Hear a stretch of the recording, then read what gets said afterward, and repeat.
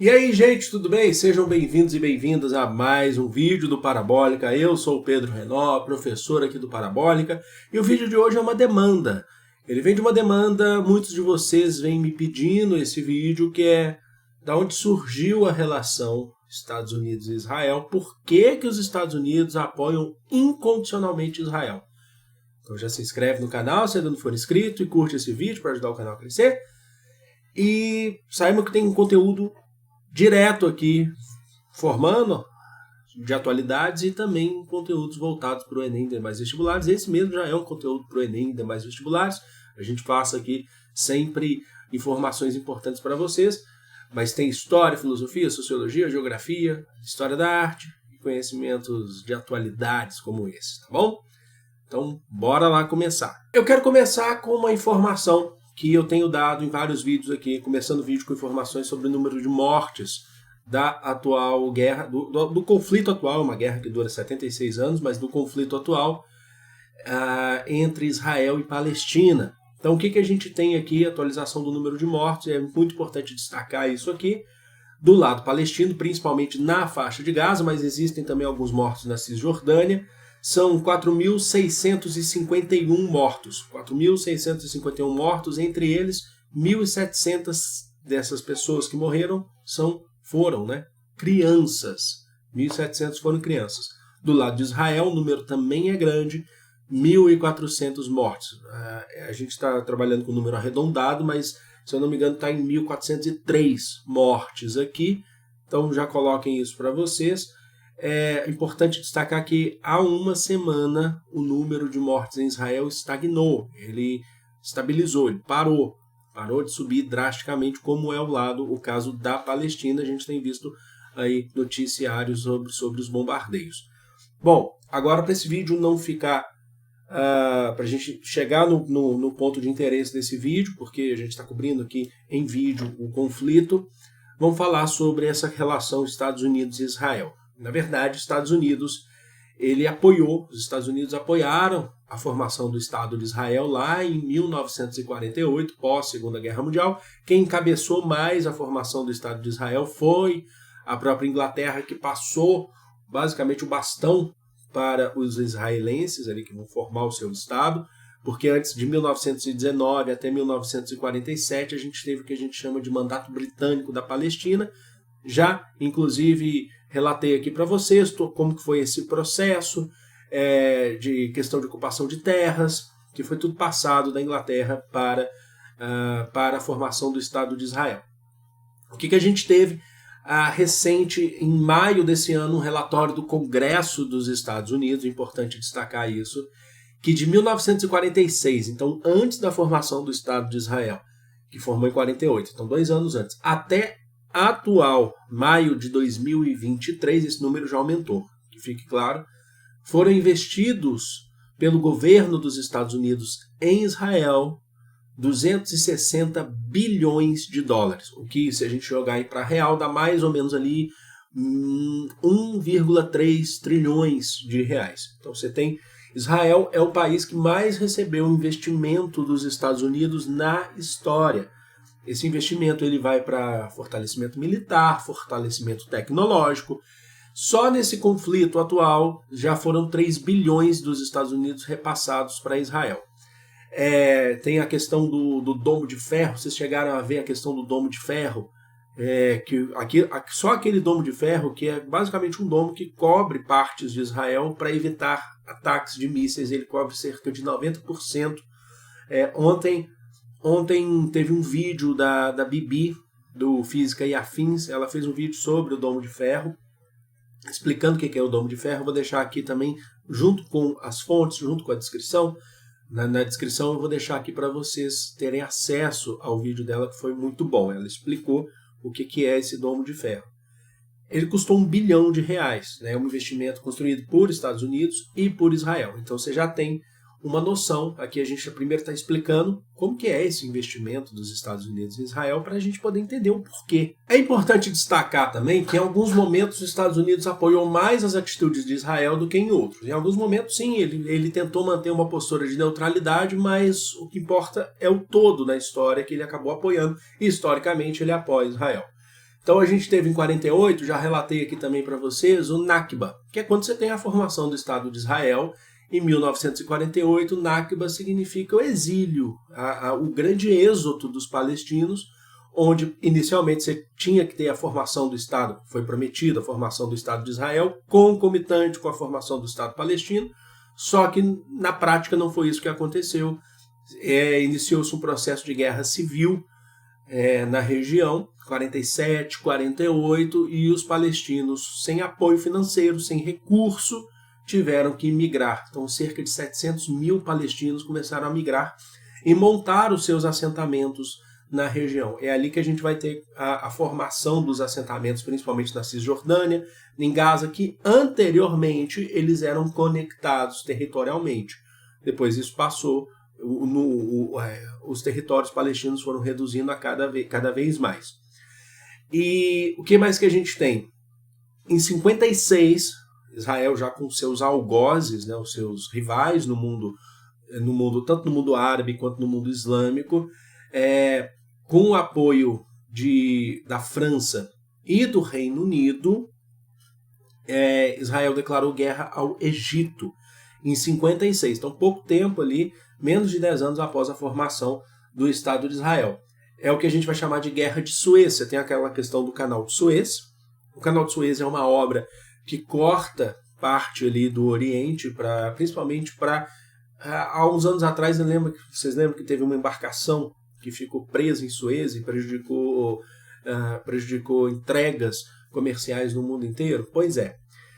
O Canal de Suez estava sob controle, ele é no Egito, mas ele era sob controle do imperialismo britânico, historicamente, desde o século XIX, e o Egito havia nacionalizado parte do Canal de Suez, e isso prejudicava Israel, os acessos que Israel tem no Mar Mediterrâneo e em outros mares também.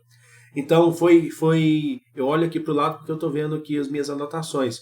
Foi nacionalizado pelo presidente do Egito na época, o Gamal Abdel Nasser, e aí você teve o processo de guerra, do conflito. Tá? Então ali Israel está declarando ser um inimigo muito forte do Egito.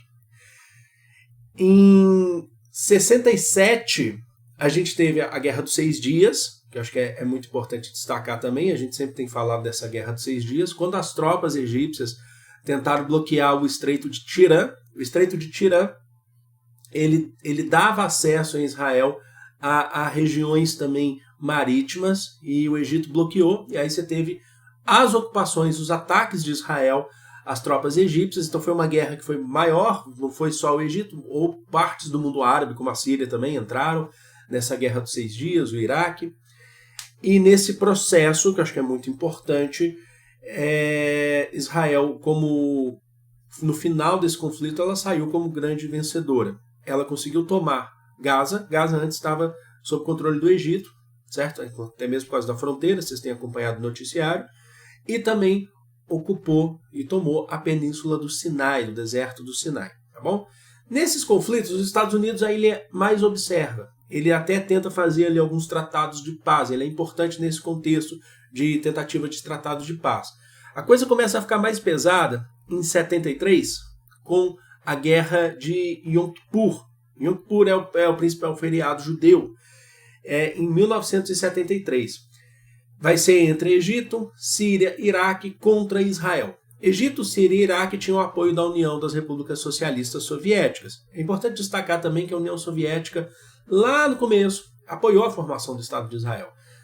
Agora ela já começa a se opor a essa questão, principalmente essa medição de forças dentro da Guerra Fria. A gente não pode descontextualizar, então a gente está dentro da Guerra Fria. Então se a União Soviética está do outro lado, os Estados Unidos, agora ele já encabeça mais o apoio a Israel. Tá bom? Lembre-se, há uma questão ideológica importante, militar. E aí Israel tinha apoio dos Estados Unidos da América. Essa guerra foi uma guerra pesadíssima em 1973, é um dos conflitos da Guerra Fria, e ela resultou, aí que é importante, porque aqui a gente começa a ver com mais clareza esse apoio dos Estados Unidos, ela resultou na crise do petróleo de 73, que eu acho que eu pretendo até fazer mais vídeos aqui para vocês sobre isso. A crise do petróleo de 1973 foi causada pelos países membros da OPEP em represália à ação dos Estados Unidos em apoio a Israel na guerra de Yom Kippur. Mas não é só na guerra de Yom Kippur, são nas outras guerras que a gente teve aqui, são nas outras guerras também, nesse caso contra Israel, e Estados Unidos, por mais que lá atrás ele tentava se colocar numa postura mais neutra, aqui ele já não se coloca mais. Então, você tem uma represália, na verdade uma reação a esse apoio dos Estados Unidos a Israel, que passa a atacar Egito, Iraque, Síria.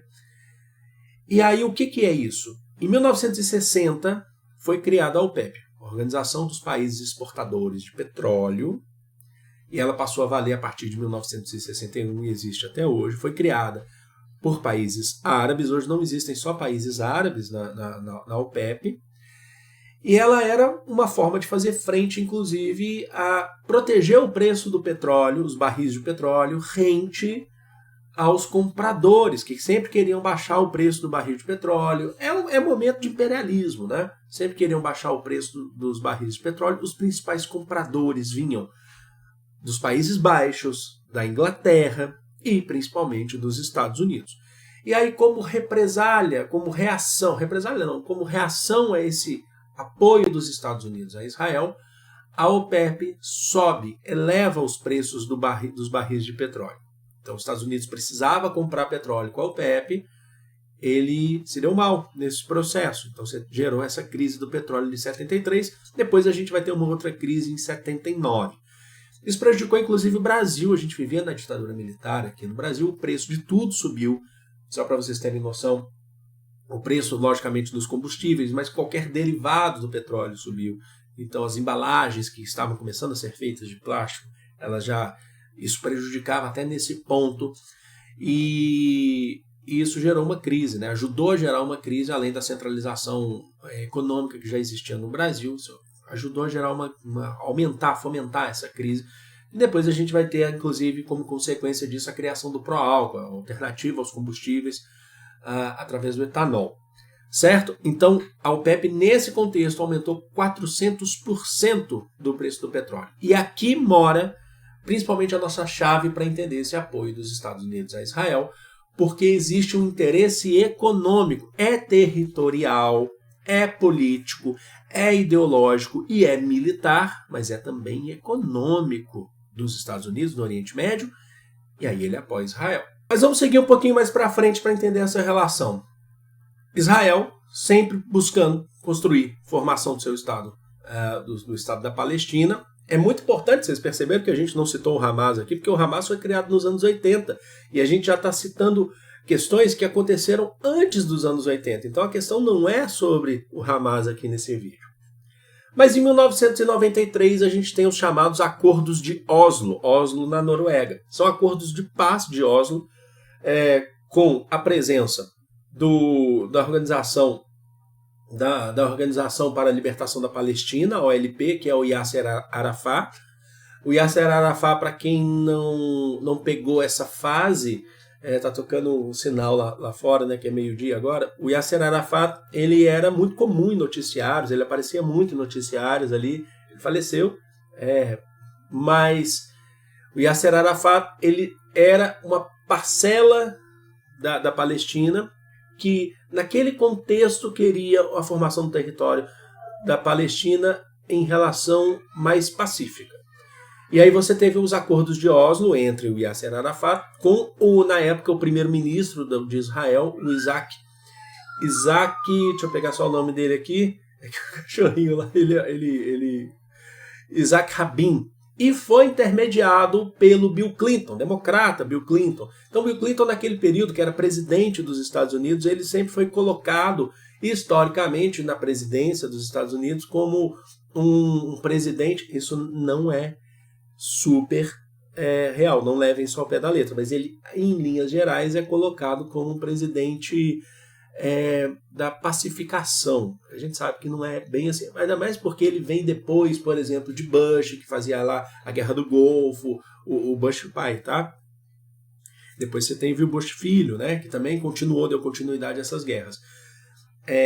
Então você tem esse processo dos acordos de Oslo. Os acordos de Oslo, eles tinham, entre outros pontos que foram retirados do acordo de Oslo, a retirada israelense da faixa de Gaza e da Cisjordânia, que eles ocupavam, a retirada militar israelense, e a garantia de um autogoverno, tanto palestino, tanto na faixa de Gaza, quanto na Cisjordânia, tá bom? Dos acordos de Oslo.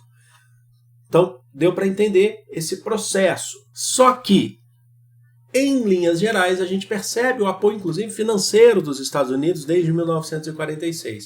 E para trazer mais para a relação atual, Israel, vocês já perceberam que é o ponto dos Estados Unidos, é como se fosse o território dos Estados Unidos dentro do Oriente Médio.